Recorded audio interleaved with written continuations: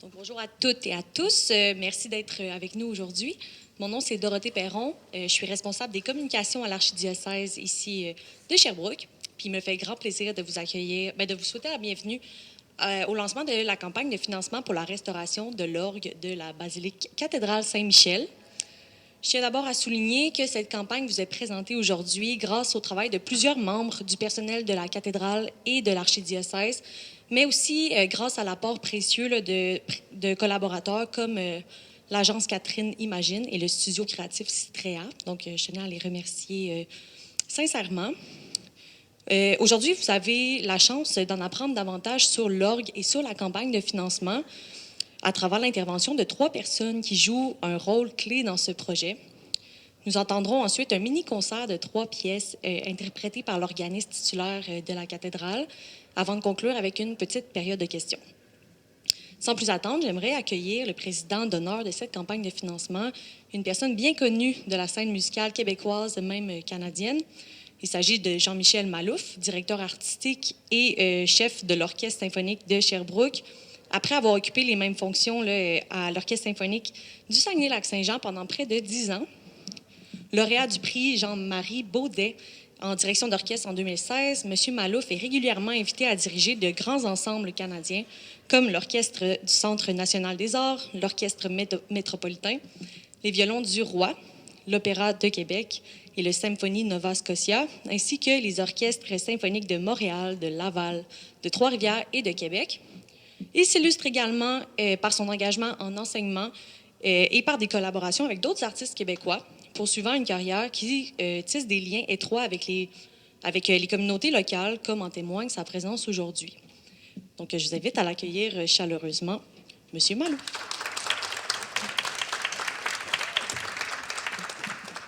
Merci beaucoup, c'est très gentil. Alors, très heureux d'être ici aujourd'hui. Merci de votre présence. Donc, quand on m'a proposé la présidence d'honneur pour restaurer les orgues ici, j'ai tout de suite accepté, évidemment. L'Orchestre symphonique de Sherbrooke a collaboré avec la cathédrale et a profité de cet instrument à plusieurs reprises. Dans les années 60, il y a eu un concert ici avec le chef fondateur, Silvio Lacharité, où il y avait eu la 9e symphonie de Beethoven, dans laquelle il n'y a pas d'orgue, mais peut-être qu'au programme, il y avait une autre pièce où il y avait de l'orgue, mais je sais qu'il y a eu ça. Il y a eu aussi un concert en 2011. J'ai fouillé dans nos archives là, avec Bruno Pelletier. On a des belles photos à l'orchestre d'ailleurs de cet événement-là. C'était vraiment plein. Puis c'est un bel endroit pour l'orchestre pour se produire avec une acoustique qui est très, très, très différente de ce qu'on vit quand on joue au centre culturel. Donc, on a beaucoup c'est une acoustique qui est très, très vivante, très vive. Donc, j'espère qu'on sera de retour à la cathédrale éventuellement, peut-être, qui sait, pour l'inauguration de cet instrument fraîchement restauré. Alors, donc voilà, comme je le disais, c'est important pour moi d'accepter cette présidence d'honneur. J'invite tout le monde à consulter le petit timbre ici. Il y a des informations très intéressantes. J'attire votre attention sur la portion de la campagne qui s'intitule « Adopter un tuyau ». Adopter un tuyau, je trouve ça tout à fait charmant. Pour tout le monde s'approprier un peu une petite partie de l'orgue, lui donner de l'amour et lui donner un peu d'argent. Évidemment, parce que ce sera nécessaire pour restaurer tout ça.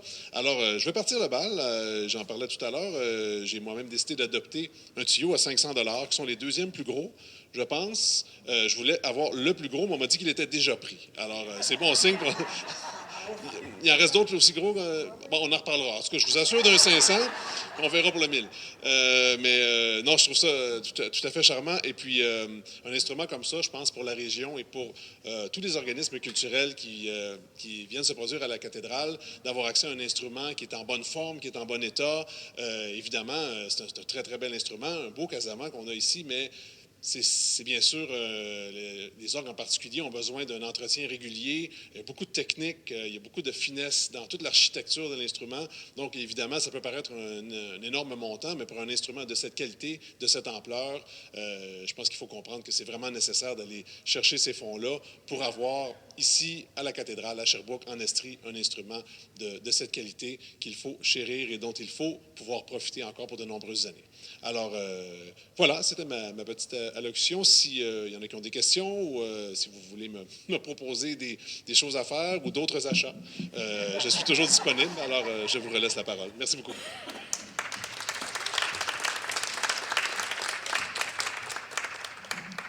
Merci, Monsieur Malouf, pour vos mots, puis aussi pour votre engagement là, avec nous dans cette campagne. Votre présence puis votre engagement, ça nous aide beaucoup à... C'est un élan précieux, finalement, pour la campagne. Donc, merci beaucoup. Maintenant, j'invite l'abbé Steve Lemay, administrateur diocésain de l'archidiocèse de Sherbrooke et aussi curé de la basilique cathédrale Saint-Michel, à vous adresser quelques mots sur le rôle de l'instrument dans la communauté.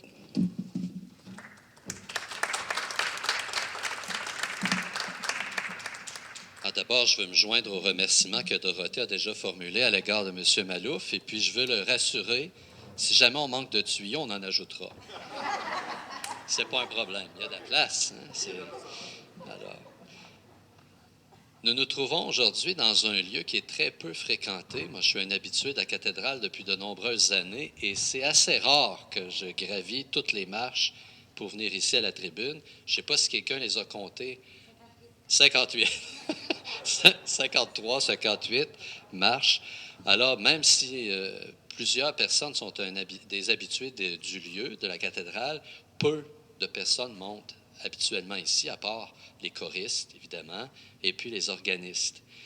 Et puis, pourtant, le lieu nous offre un point de vue hors du commun sur la cathédrale, sur ses verrières et sur l'instrument de musique qui trône ici dans la tribune.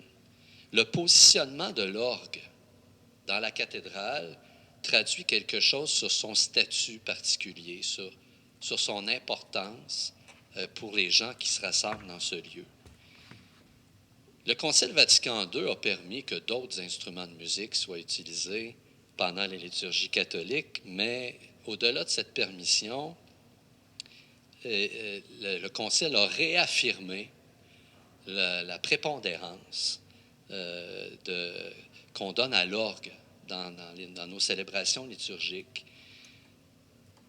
Et je cite le Concile en disant « On estimera hautement dans l'Église latine, c'est ce que nous sommes, l'orgue à tuyaux comme l'instrument traditionnel dont le son peut ajouter un éclat admirable aux cérémonies de l'Église et élever puissamment les âmes vers Dieu et le ciel. » Alors, il n'y a pas seulement que les 58 marches qui nous élèvent, l'orgue aussi peut nous élever. L'Église montre également l'importance qu'elle accorde à cet instrument en prévoyant un rituel de bénédiction spécial qui inclut, et qu'on voit rarement, un rituel qui inclut un dialogue entre le prêtre qui bénit l'instrument et l'instrument lui-même. C'est assez particulier. À plusieurs reprises, le prêtre interpelle l'orgue et l'orgue répond au prêtre avec l'aide de l'organiste. C'est bien évident. C'est une particularité amusante de ce rituel, mais qui est porteuse de sens au-delà de l'amusement qu'elle peut nous apporter. L'orgue, c'est une voix dans la liturgie. Une voix qui suscite et puis qui exprime des émotions variées. Une voix qui murmure ou qui crie. Une voix qui éveille ou qui berce. Une voix qui se prête aux sans-voix quand la tristesse les étrangle et quand les mots ne suffisent plus à exprimer leur joie. C'est une voix. Une voix pour les sans-voix ou une voix pour appuyer nos voix. Voilà la mission accomplie par l'orgue qui nous rassemble aujourd'hui depuis maintenant plusieurs générations. Dans les liturgies, c'est évident, et M. Malouf l'a souligné, aussi dans les concerts, qui sont évidemment porteurs d'émotions, eux aussi. Il nous appartient maintenant de donner un souffle nouveau à cet instrument pour qu'il continue d'unir sa voix aux nôtres dans l'avenir, pour qu'il continue d'être notre voix quand notre voix s'éteint, ou manque de puissance, ou manque d'élan. Alors, je termine par une citation de la prière de bénédiction de l'orgue que j'espère avoir la joie d'utiliser quand la campagne de financement aura porté ses fruits. M. Malouf espère venir au concert inaugural et moi, j'espère pouvoir utiliser cette prière de bénédiction dont je vous lis un extrait. Dieu qui a rendu l'humanité capable d'exprimer par la musique sa joie et sa peine, nous te prions.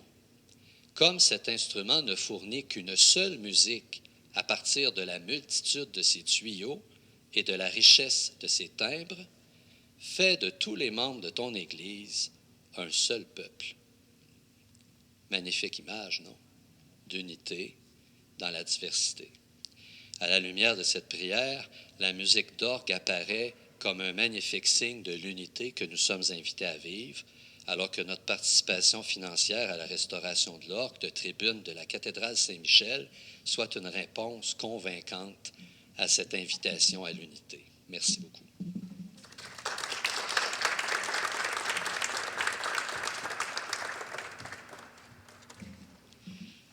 Merci, M. Lemay, pour ces belles paroles. Je vais maintenant laisser la place à l'organiste et chef de chœur Chantal Boulanger, qui joue un rôle clé dans la diffusion de la pratique de l'instrument dans la région. Elle est notamment fondatrice et présidente de l'organisme Les Amis de l'Orgue de l'Estrie et se consacre à l'enseignement de la musique. S'est consacrée à l'enseignement de la musique pendant plusieurs années au primaire, premièrement, puis ensuite au cégep de Sherbrooke. Mais avant tout, c'est aussi l'organisme titulaire de la basilique cathédrale Saint-Michel depuis 2004. Donc, Mme Boulanger est vraiment la personne qui connaît le mieux l'orgue. Puis, elle va pouvoir vous expliquer plus en détail son histoire, la campagne de financement également, puis les restaurations qui sont prévues pour l'orgue de notre belle cathédrale. Donc, je vous laisse avec Chantal Boulanger. Puis, par la suite, elle interprétera directement 3 pièces avec des styles bien différents.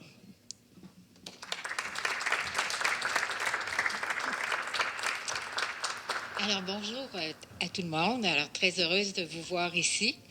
Donc, je vais vous parler justement un petit peu de l'historique de l'instrument.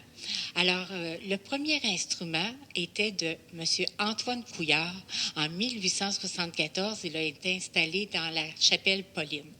Par la suite, en 1917, il a été reconstruit par Casavant avec en électropneumatique, avec un système électropneumatique. Ensuite, en 1957, on est avec les 7. En 1957, là, il a été déménagé ici, dans le jubé de la cathédrale, quand la nouvelle cathédrale a été érigée. Et puis, en 1987, il a subi une première restauration. Donc, on est abonné au 17 57 87. Donc, cette première restauration-là était plus de l'ordre d'abord, le positif a été déménagé. Il était de ce côté-là avant, il a été mis ici pour un meilleur équilibre sonore. Il y a des nouveaux jeux qui ont été ajoutés, puis aussi il y a eu le recuirage des tuyaux. Là, où est-ce qu'on en a besoin à ce moment-ci?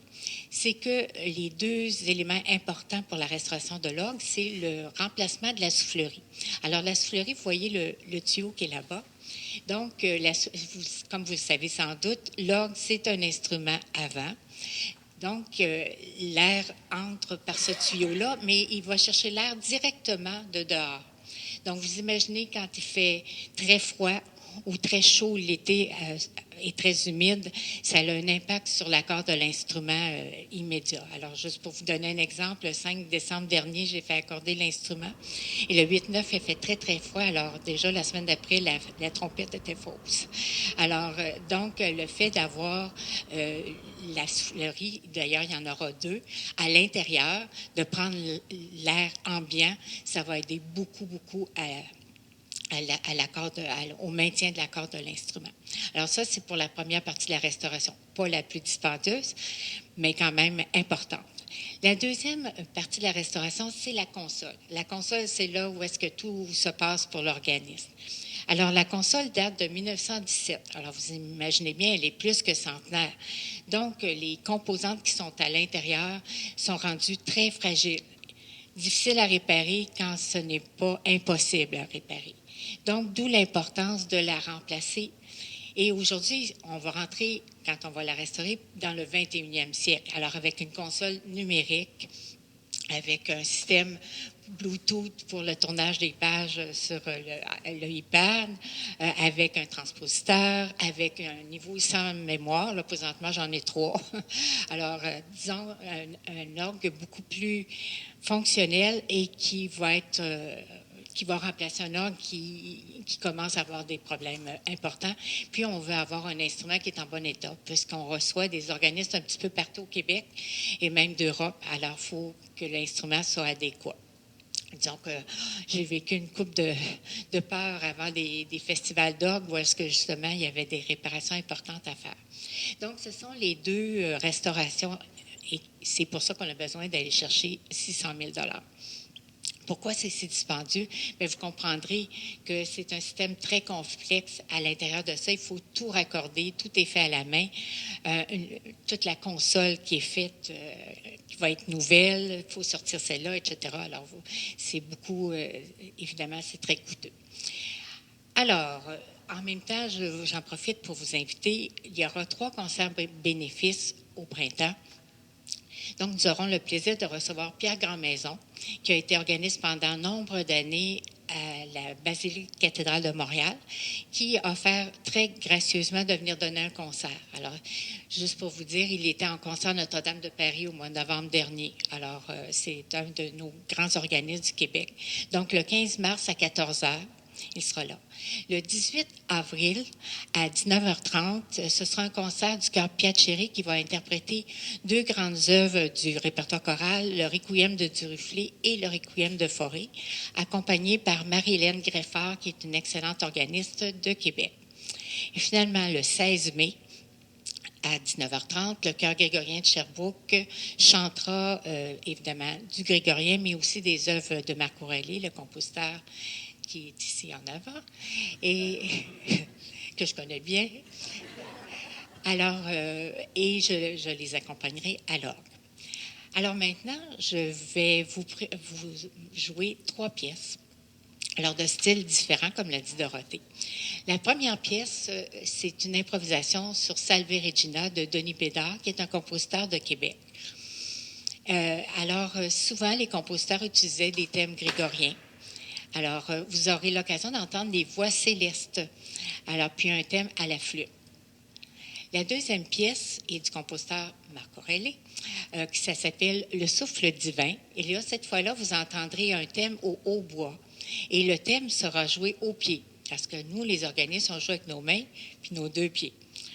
Alors, voilà pour la deuxième pièce. Et la dernière pièce, bien là, préparez vos oreilles parce que là, ça va être pas mal plus intense. Alors, c'est une œuvre de Richard Case Biggs, un compositeur américain, qui s'appelle la Toccata Deo Gratias. Et le thème, encore là, est à la pédale et c'est le thème de Deo Gratias. Alors, voilà les 3 pièces que je vous interprète.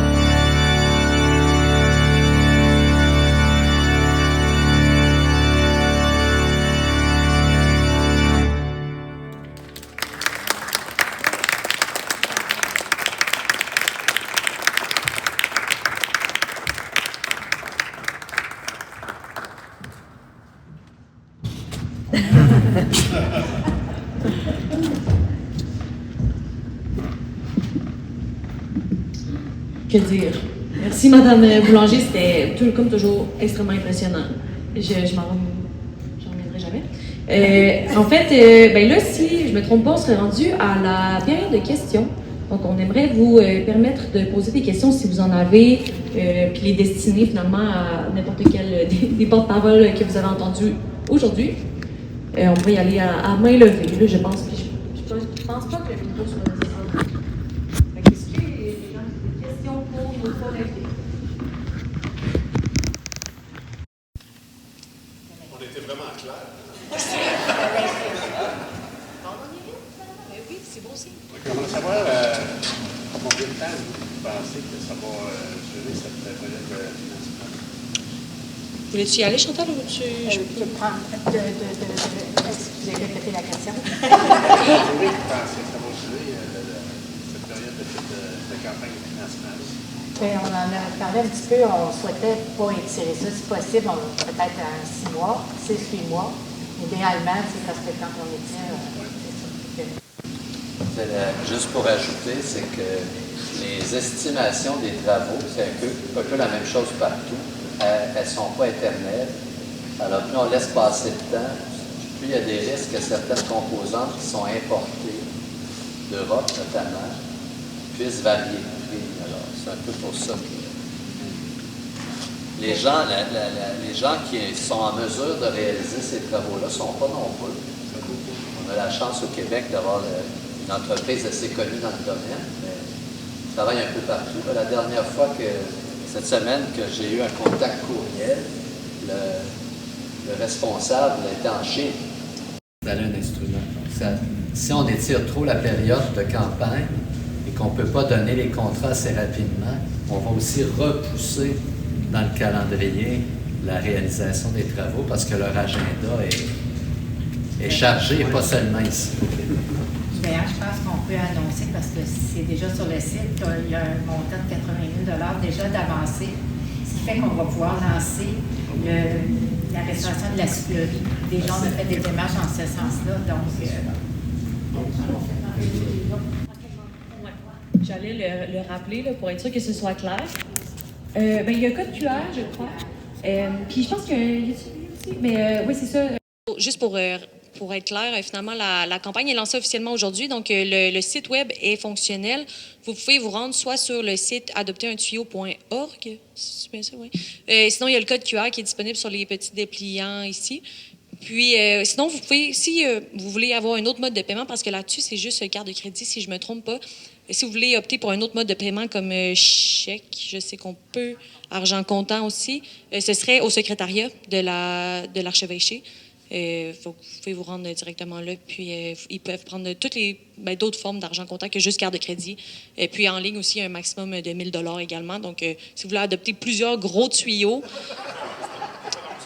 il faut faire plusieurs paiements ou aller à l'accueil de la cathédrale. Est-ce qu'on avait d'autres questions? Ben oui. Dans la restauration, il y a simplement une question de technique. Dans les jeux, est-ce que quoi qui va être changé?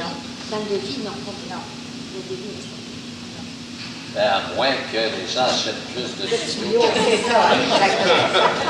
C'est sûr que si on ramassait plus de sous, moi, j'aimerais beaucoup opter pour une réharmonisation, peut-être même ajouter 1 ou 2 jeux, mais il faudrait aller chercher pas mal plus. C'est ça. On peut toujours rêver.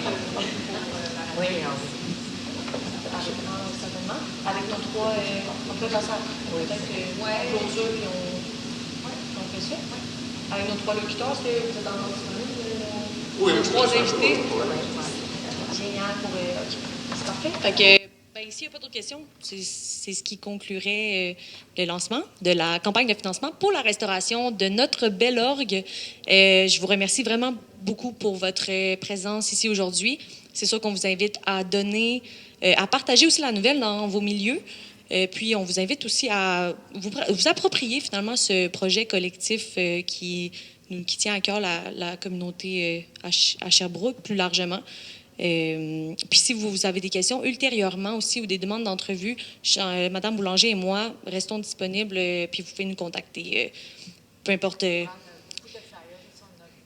C'est vrai. Si vous voulez distribuer les flyers dans vos milieux, vous êtes les bienvenus. Donc, merci encore. Puis, bon retour. Rentrez bien.